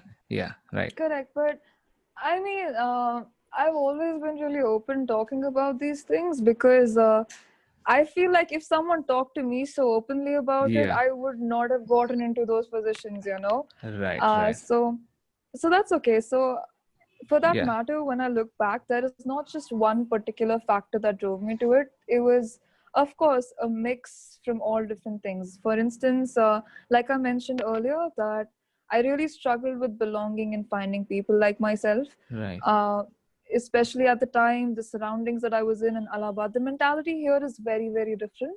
Right. Um, Not just in terms of art, but generally, it's a small town where Yeah. everyone knows everyone. There is no Yeah. privacy, you Right. Right. know. Yeah. Yeah. It's Yeah. and I've always been a person who has a very strong sense of boundary of Right. where I stop and another person begins, Right. I you understand. know. Yeah. And that was and I felt very harassed living in this city, to be honest, because this is the place where if you go down, it doesn't matter what your gender is, okay, by the Right. way. Yeah. uh, People just have this habit of staring, people judge, they talk, and I suppose it applies to every city and country to some extent. But Yes. the lesser the exposure, the worse it is, you know. Yeah. like like even now, if I walk down, and since I have piercings and tattoos, I get a lot of weird looks, and I Right. get a Right. lot of questions from strangers and Yeah. things like that. Yeah. Yeah. So so it's almost like everything I truly was and everything I truly believed in was frowned upon Right. growing up. Yeah. And for a 10-year-old to realize that Yeah. everything that they are made of is, you know, it's taboo or it's not understood, it's a very difficult position to be in, I suppose. Yeah. And I mean, I had way too many thoughts and feelings for my small little body. I could just not process it. It was that simple. It's Right. not Right. even an illness. It's not even like I would not like to label it at this point. It was Right. just a natural reaction for a child who was in that particular position. That's Yeah, yeah, about it, perfectly. you Yeah, yeah, know? that's a perfectly put Yeah. sentence. Yeah, that is. I guess that is very much similar to a lot of kids because yeah, we are not. We are all of us don't get. All of us are dealt with a certain amount of cards. So everyone is in a situation which they are helpless to. They are born in that situation. The challenge is to get out of that. I guess I would say you Mhm. successfully. You self-aware of like where this where the boundary of Mhm. the importance of others matter to you, you know, that there's like Correct. this realization of Mhm. uh fine, like Mhm. whatever these people are, Like, yeah, no one's gonna approve like of there you was always. Yeah, like there was this tug of war as a child inside of me because I mean, like any other kid, for you to feel safe, you want to know that you belong in the environment. We Yeah. are we are social creatures Right. as Yeah. human beings, Right. correct? Right. Right. You know, we need to know that we have the support of other fellow individuals. Yes. And so this tug of war between my sense of self and versus my place in the world as a whole, it was Right. very shaky, you know, the grounds that I Yeah. was walking on. Yeah. And I was too young to even comprehend what I was entirely going through, and that was just manifesting as anxiety in my body in a Exactly. way. Yeah. Yeah. Yeah. Those are symptoms of Yeah, anxiety only, like a happy feeling of shortness of breath and everything. And correct, as it gets correct. extreme, like you get even more like shortness It of. gets like after that, you know, paranoia sets in, then you Yeah. start Right. dissociating, and there Yeah. are these follow-up symptoms, this trail of destruction that comes about. Right. Right. uh, and it's again, the intensity is varying for everyone. For example, I don't even believe in particularly diagnosing someone with anxiety because it's just a human Yeah, experience, you know. that Every is, yeah, Yeah, I talk about that yeah, a lot because yeah.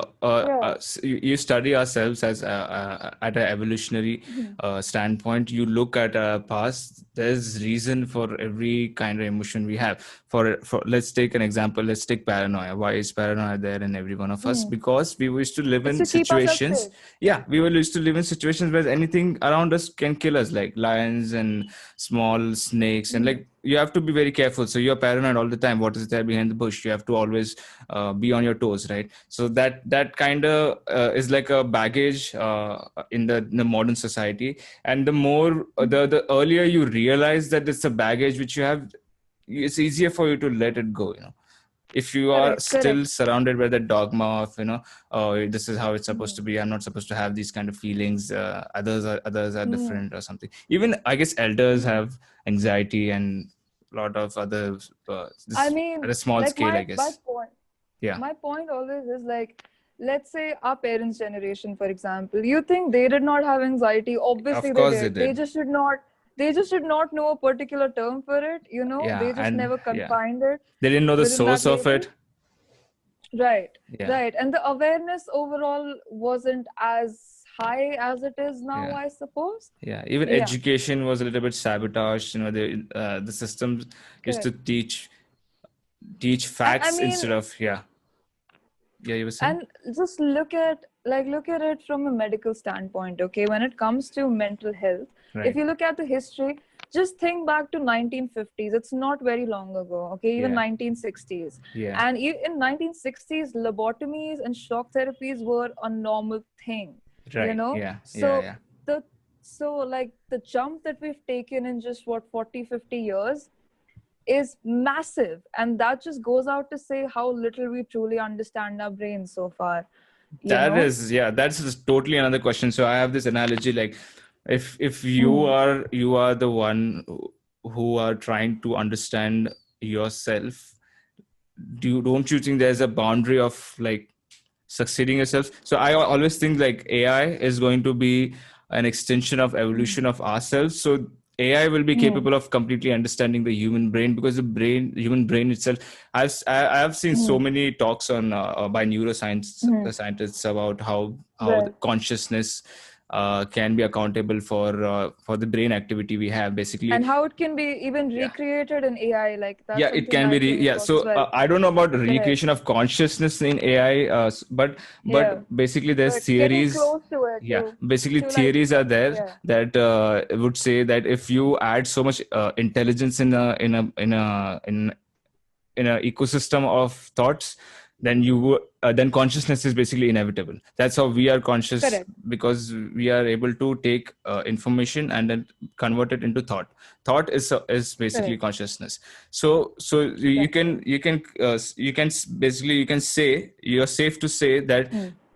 human brain cannot understand the human brain, or rather you Of can course. say it's Hmm. unlikely for a human to understand Hmm. itself, because other I parts of the mean, anatomy, hmm. yeah, we are all good in Yeah. it. We understand the cellular structures, we know what is happening, Hmm. everything we know, but the brain is still a very big full I guess Hmm. a question mark. It's a mystery.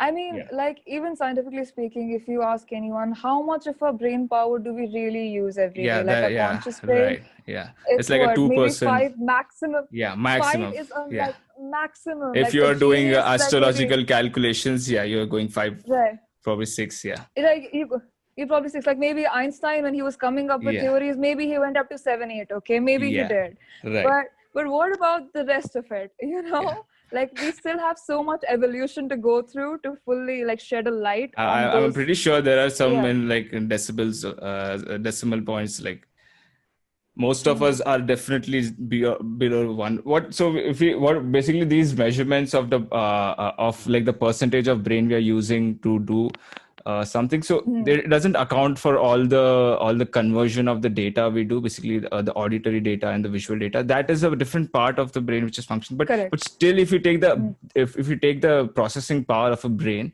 and you see Hmm. what capabilities And it you pick it has, apart. yeah, Yeah. if you have, Yeah. you see the Hmm. capabilities it has, it is not very much in use all the time basically. Exactly. In fact, there are theories which say that if the brain goes beyond like 10%, 11%, there will be It will some, lose. yeah, it Yeah, will there will lose be its some shit consequences basically. of it. Yeah, yeah, there's some Exactly. harsh Exactly. consequences of it. Yeah, So, I that's mean, that's why that actually ties in with the fact that we were saying how no opinion is objective, and right. all reality, like, not, there is no Yeah, absolute truth, because there is no way for us to fully like look at all the possible present right, information, because we are right, only accessing such a small part of it. right. There's Yeah. only a so I say this analogy a lot. So there are three types of truths basically. There's a Hmm. objective truth, okay. Then there's a political truth, and then there's a personal truth. So the objective truth being the scientific discoveries, the literature we have, The and empirical truth. yeah, the evidence for which evidence is available and it is agreed upon globally. That's an objective truth. Now, if you talk about political truth, it is a truth which is basically repeated by strategy, and it becomes a truth basically. It's reinforced, It is enforced. basically. Basically, it is a political strategy or that kind of truth, like a propaganda or something. And then comes the personal truth, where we believe we are coming from that is whatever, like basically a personal personal truth truth. is formed. It's formed by your own experiences and whatever I shit could you believe went through in that life. Avenger characters are the gods, like whatever. I could say Winnie the Pooh is my god, like because I like honey. Yeah. So Right. that's the personal truth. So you can say, okay, there's Jesus. Okay, Jesus is a personal truth, I would say, because even majority of religion, majority of religion, I'm just that's the point. So it's important to see mental health where it falls. If you see by the objective truth, if you see, we know very less about how our brains function, and processes everything. Processes everything. We know what part of the brain is active when an X activity is happening, but we really don't know what's going on.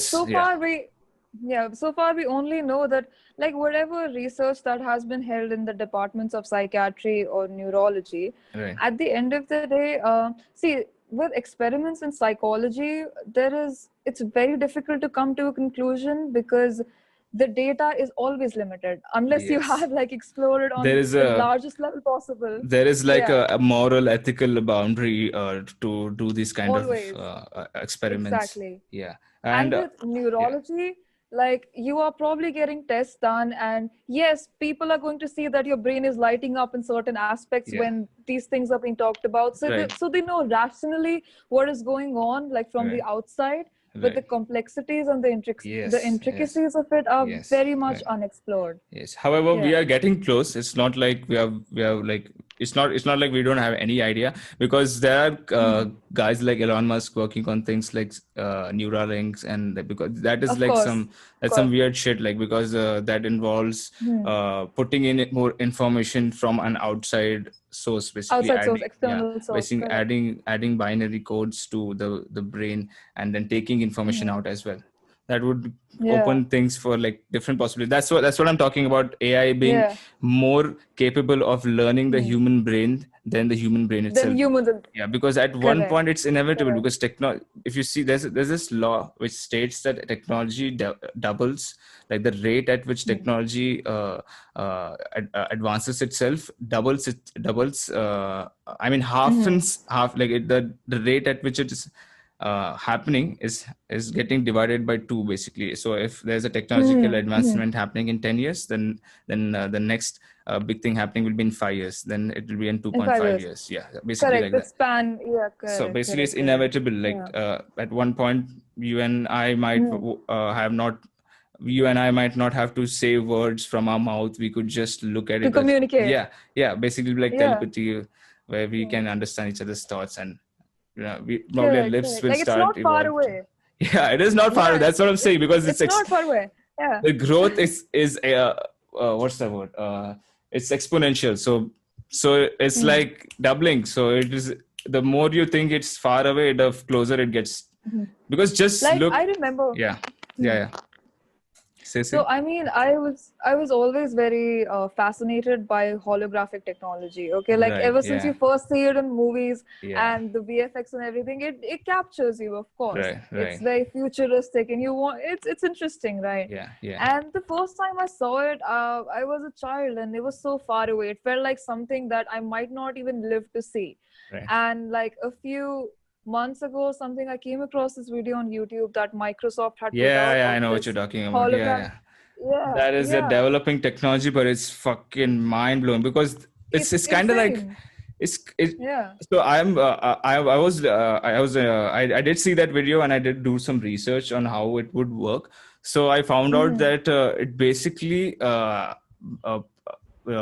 basically displays a screen on the goggles itself, So it is not a three-dimensional visual thing. I guess it's created, but it's for you.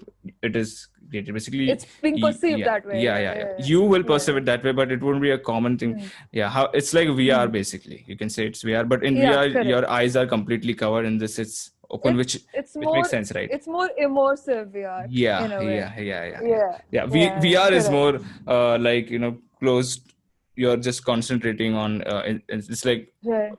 you can't use it on a daily basis or on one It's workplace. equivalent of like if I had to use an analogy, I would go, these phones we used to use with QWERTY keypads and proper Right. Yeah. like buttons and Blackberries. everything versus these Blackberries versus these smartphones that everyone has now. How the switch Right. just happened like that, and I feel the same Right. way about VR and holographic technology It's too. gonna be Yeah. every year. Oh Yeah. shit! I think we lost you on video. Oh, you're back. You're back. Is it fine? Yeah, Yeah. you're back. Yeah. Yeah. So yeah, you're completely right. It will be like we'll never know it when it will come and hit us. The other day I was talking to one of my friend who's IT. He's in IT department of a company called Slack. I don't want to take his name, but he works in a department which controls storing data basically for the company itself. So I came across this fact that most of the data is stored by AWS and such similar companies. These are companies which give you cloud-based storage basically. So Backups. basically, yeah, Right. Facebook, WhatsApp, everything you got on internet is basically coming in and out from those servers. So it's like a weak point. It's like a weak point for our civilization because all our information is stored inside that. And I would say Exactly. information because it is information. Nowadays, when kids want to learn something, they don't go to the library and open books or something. They just go on the Google. Okay, what does this mean? Yeah. In fact, I wrote my thesis like that. Yeah. Yeah, exactly what I'm saying. Like we talk about how children will go through this, but I mean, I can tell you this has happened to me. Like I was that child who had internet and a computer on my own when I was 8 years old. Okay. Yeah. That's way too much exposure for a child. Way too much exposure. And it can go either ways, it's a double-edged sword. You can either get completely fucked over by the exposure you get on the internet, or you can make the best out of it. So I personally know a situation where this has gone bad. I know a female, I don't want to bring it up, but she, this was in her first year of college. So we met her and she had this problem of, constantly having to post for attention. So she used to get on the social media and just try to engage with a lot of people. Slowly, when people start finding you annoying, when you get too much into their lives, as on a personal, what I personally do is I just don't get involved with people who thrive for attention, because I just can't, I can't be the guy who gives you it's that very much. draining. Just as a friend also, even if it's a guy friend, if he's constantly. You being the enabler, like if someone is begging for attention and if they are putting themselves in situations and doing things they shouldn't be doing, and if as a friend you are enabling them, then it's partly your responsibility too, I feel. Also the line when you cross, you start lying for attention, like you start doing all sorts of stuff. So I think social media is kind of enabling people to get a little bit more aggressive in that sense, like to in the social sense, like you are able to now go on social media and you can just shit on anyone, so that is correct. I mean, our sound parents, block. Our parents, when they were angry or they took offense in something, they would go head first and fight the person they're talking to, right? Or they would confront them. Today, it's so easy to just be anonymous and leave a text, or to just, leave a comment somewhere. It's so easy to get away with things and that's when you start to really see what people are made of in anonymity. That's when what their darkest thoughts. Yeah, exactly. That's what the internet is bringing up. That's what social media is doing. It's giving a platform to all of these toxic traits, if you will. That's perfectly put. Platform. And on top of that, I think so it is something which we have not experienced, like a civilization has never experienced such an outbreak of information basically. So so nobody knows what's going on. You can't just pull, because nobody has ever seen such a the last time I guess something like this happened was the Industrial Revolution. I guess Correct. when your importance of a man putting force on a something a machine would do that same work for less Machinery, yeah. cost. Yeah, so that was a huge Mm. change in the civilization, and for this information outbreak is also going to be the same thing. And Mm. I also think that people will, it's like I mean, it's we can think of us as a on a larger scale instead of just thinking in our lifetimes. But if you think like approximately 100 years ago, I think that our civilizations has a chance to be multiplanetary and do a lot better, because it Mm. because if you see the chances of getting intelligence in Earth, it is Mm. hard. It is hard. Like it is And yeah, I obviously, mean, yeah. like it, I some days I would believe it's an accident almost, but more than that, I feel like we are born at a very I don't know how to put this, but we're born at a time where so much is happening and there is so much raw Right, potential in right, humanity as right, a whole. right, Like, right. yeah, I also it's personally think that we, as yeah, personally, it's very I am, eventful yeah, times, you yeah. know. It is a very Yeah, important time in our civilization, yeah, and I'm lucky to be like we are lucky to yeah. be here, witnessing or being Be a part alive of and it. talking about Yeah, this. right, yeah, Correct, yeah. correct, correct, Yeah. definitely. So I want to end this with talking about your artwork that you've been doing for Kill Count. Uh, what are you Hmm. working on? Could you tell us what should we embrace this for? So I won't go way deep into it because this is just in its beginning stages, but Right, I will give you an idea. So Kill Count has already been working on their merch for a while now. Divyanshu, the right. brain daddy, like the guy Yeah, who's yeah, been yeah, yeah, leading yeah. Kill Count. So he's already been working quite a lot on the merchandise, and they've recently paired up with a company where they will be selling licensed goodies of Kill Count. Right, And mainly this was going to be unisex, so just targeted towards males or just very general. But right, right. Mickey, Divyanshu decided how, you know, in India especially, the metal scene in itself is not a metal scene as much. It's progressing, yes, Yes, but when it comes to girls in particular, I don't think there's a lot of platform for girls, even in terms of apparel, in terms of just talking about it. Like in my life, I have definitely met a lot of metalhead girls, yes, but the ratio is it's yeah. disheartening. Okay. Like Right. it's I it understand. is it is Yeah, and maybe even it is just hard because the mm, most of females growing today are in around mm, the Bollywood culture a lot, rather than because right, it's very few of us who go on the internet and we find this cool who go music, out and of our way. yeah, we get out of Yeah. a comfort zone. We don't talk to the normal ones, Mm. and uh, And I yeah, mean, and even the girls that I've met who are into different kinds of music and things like that, you wouldn't know because they don't exactly have like an apt way to express it, because you don't get clothing, you don't entirely get goodies in India. Like I know, bachpan se I've had this struggle. Whenever I want to look for band t-shirts and things like that, you I have to get it either from have to out. settle I either have to settle for a design I don't like, get it Yeah, customized, or I have to pay like a buttload for shipping. And all of that sucks, you know. right. So, Divyanshu's idea was basically to start an apparel line that is strictly and focused for females and women That's really empowerment in the metal scene. That is really Yeah, nice. That's really nice. I it's think, amazing. It's amazing. yeah. We Yeah. would also like more females in the scene, because the potential Mm. just will get double, because I think there are very lot of talented female musicians. I follow a Mm. lot of these Mm. guitarists who are really good at Right. their thing. It's like Yeah. it's butter. The guitar is like there's butter Mm. on the fingers. They're just shredding up and Yeah, down. exactly. It's so smooth. Yeah. And Yeah. for that matter, I'm actually working on another like artwork. I'm working on stickers for Letal Shruti. You guys know her. I mean, I might not Yash Yash mine. does. Yeah. Yash I, does, I think. Yeah, yeah. because Okay. that's how we got connected to begin with. So Okay. yeah, even Okay. I love her work as well. So All right. there's a lot of raw talent, and even for, I mean, especially for girls, it's just that the platforms, the opportunities are maybe not as equal, or maybe it's just not as prevalent right now, but we're getting there, Yeah. small little So steps at a time. yeah, I think so.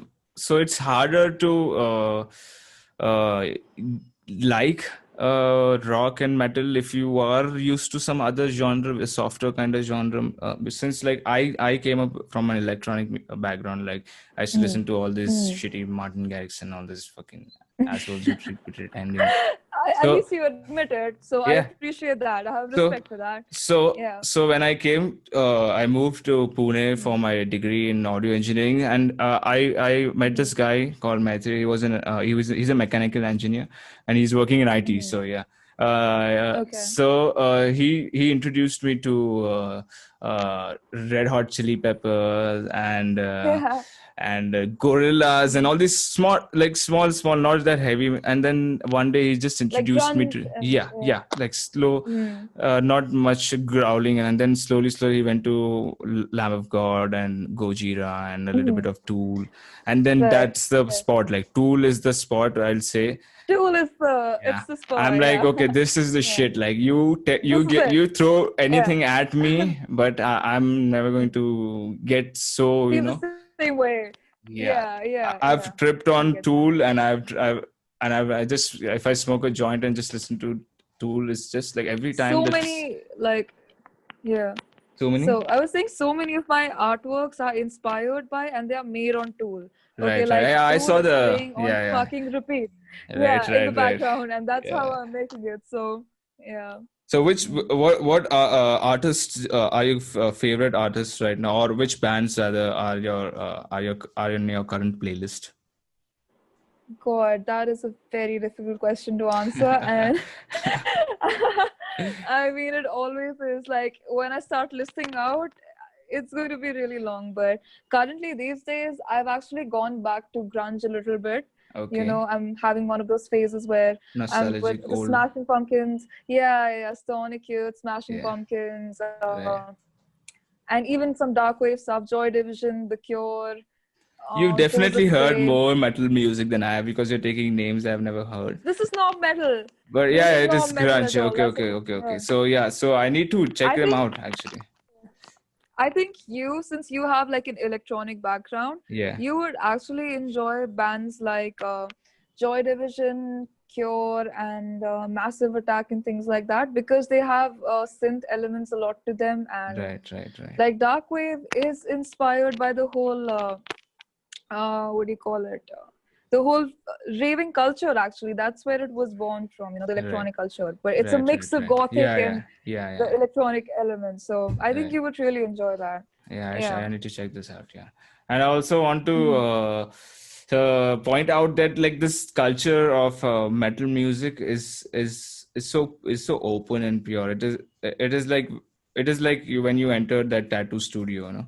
Metal is like one Mhm. of those experiences when you just get inside it, and when you Definitely. know it, when you groove with Yeah. it, it's like anything. Like it's Yeah. like nothing you've Yeah. Like experienced before. my first show that I went to, it was an underground gig. Okay. Okay. Like this was when I had recently moved to Mumbai, and one of my friends in my FX designing course, he was the lead guitarist of a band, a Okay. metal band. Okay, so he was the guy who invited all of us, and I think that was the first time I really experienced the metal scene in India, and Right. the first time I really stood in the front row of a concert, like a gig, Yeah. and lived the music. Yeah, especially And when it's loud and you can feel yeah, that bass, you can feel yeah, that drum, yeah. bass You drum can feel it hitting. in your entire Yeah, fucking body. yeah, that's a It's wonderful it's feeling. it's insane. Yeah, Yeah. I felt the same when I first went to the show to watch. Uh, uh, I forgot the name of the band. Uh, Mm. which is that band, bro? NH7. No, Opeth? Opeth? no, not Opeth. No, I didn't go for that one. I bite You did myself not. for always. I'm like, Even I what? miss it. Yeah, I man, miss I'm it just too. such a We're in the same stupid boat. idiot to just miss Yeah. such an important event.